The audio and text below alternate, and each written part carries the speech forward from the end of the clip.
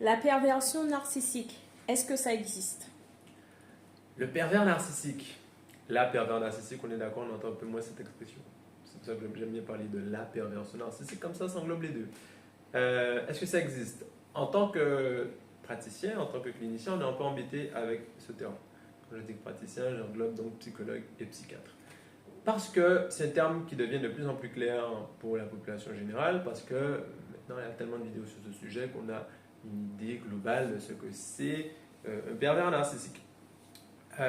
Pour autant, dans la clinique, ça n'existe pas dans les classifications internationales. Quand je dis classification internationale, c'est donc DSM et SIM, les deux tomes, les deux manuels de référence en termes de maladies mentales.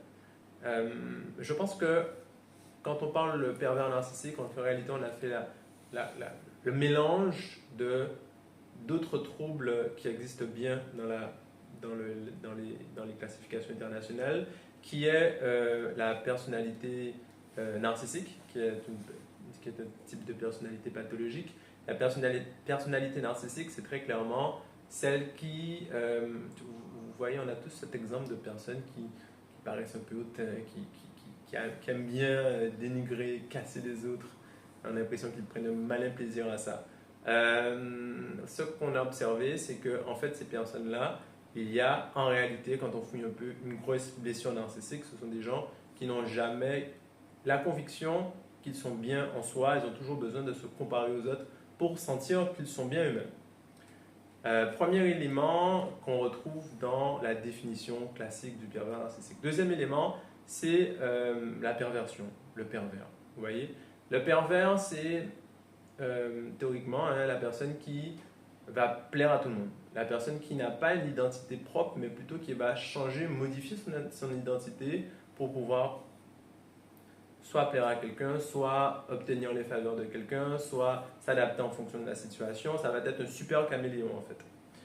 Troisième élément ultra important qui est vu plus dans les termes juridiques et plus aussi dans la thérapie systémique, donc dans les enjeux relationnels, la psychologie relationnelle, c'est la notion d'emprise psychologique. L'emprise psychologique, c'est pour le coup un ensemble de comportements, un ensemble de stratégies qui va être mis en place pour maintenir une emprise, c'est-à-dire forcer la personne à faire ce que je veux et pas ce que l'autre personne veut.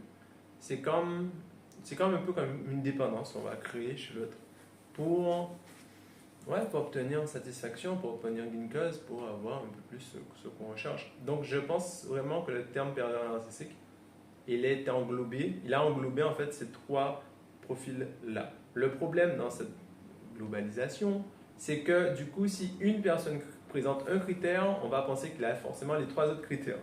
Si une personne présente plus la notion de perversion, de narcissique, on va penser que forcément, il présente aussi les termes de narcissique et d'emprise.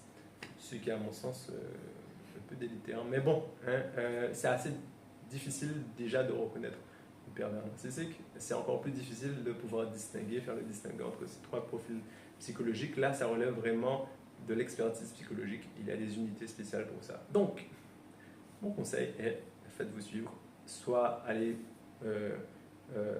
contacter un psychologue, un psychiatre pour avoir un éclairage sur la situation que vous vivez. Et s'il y a quelque chose que vous ne sentez pas normal, si vous ne vous sentez pas à l'aise dans une situation,